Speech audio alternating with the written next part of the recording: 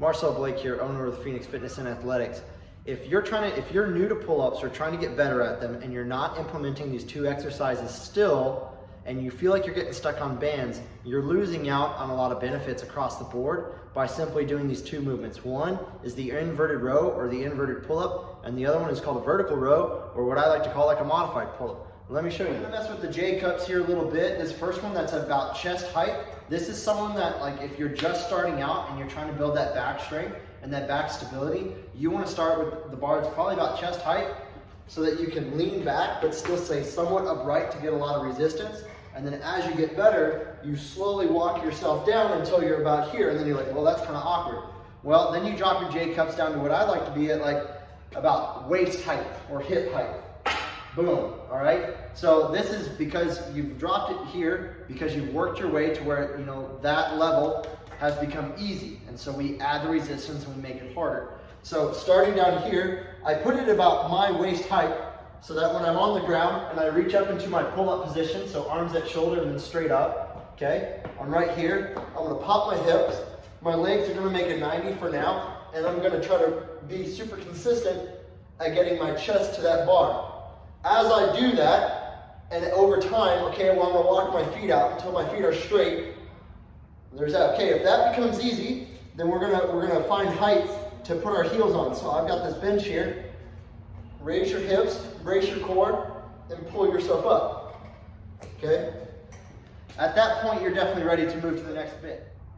Okay, so the next bit, I've moved the J cups to about my shoulders. All right, my shoulder height. I'm gonna take that barbell, I'm gonna put it up. All right, this is where, as you've mastered or as you continue implementing the inverted row, that, you know, keep at that because that's still a really good row position. I love this one a lot because especially if you're stonewalling on just banded pull-ups and it doesn't matter like how thick a band or how light a band, it just doesn't seem like it's improving.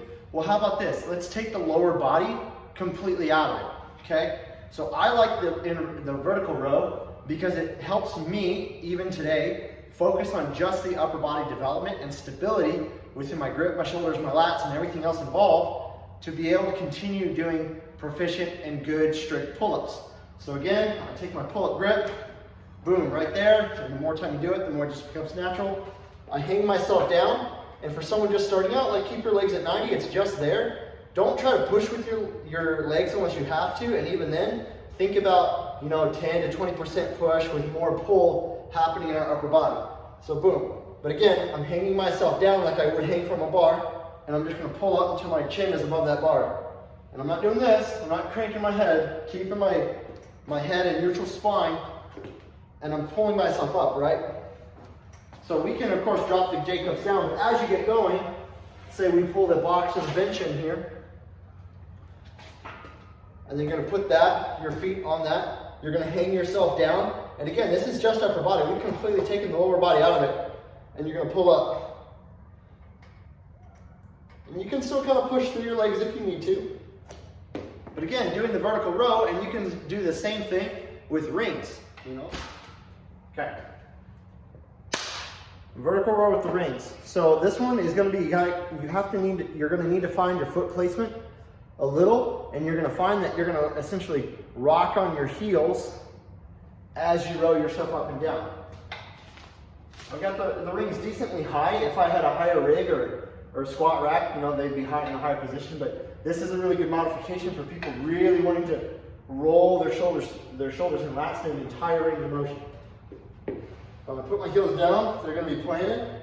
I'm gonna drop my butt down, and I'm gonna pull my head up through my hands, really squeezing my shoulders to my sides and my scaps and my shoulder blades, really working on rotating those or retracting those back and forth through that range of motion. I really love the rings because instead of working my head around the bar, I can really just pull myself straight through. It's a very beneficial exercise to do. So if you're not implementing those 2 to 3 things within your workout still to get better, you know, you need to start doing those today, and I promise you're gonna see greater results very soon.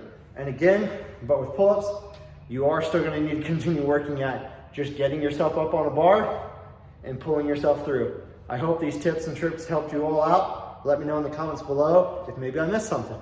Have a good day. Deuces. I would also say, if you've got a set of rings, you can do inverted rows with the rings. It's almost easier to do just because the rings or the TRX straps are all a game of angles. You make it as easy or as hard as you need to get out of the workout what you want. All right, so I can very easily just say I'm just starting out and I need to be more upright with my rows. Okay, really squeezing those shoulder blades together like you're pinching a pencil between the shoulder blades. And then as you get better at it, you just walk yourself down. You know, if you get to where you're here, you know, hook your feet up on something, okay? I likely have that spare mat back there. Brace your core, pull yourself up, okay? And even though that's more of a row motion or action, developing your back is still developing the muscles, the other muscles required to doing the pull-up. And again, find that resistance level and work your way through it. Then work to a vertical row, whether it's with the rings, with the bar, or you know, put a box or a bench underneath a pull-up bar and do such things as jumping pull-ups, negatives. The bands are the next step, but here's the thing. Just because you've progressed to one point doesn't mean we forget about the rest. The rest is still applicable and you still need to implement those to get better at the end state. Okay, so we may all want to do the pull-up, but if we're not doing the work preparatory to executing such, we're kind of missing out on the development that we ultimately could be gaining. Again, deuces.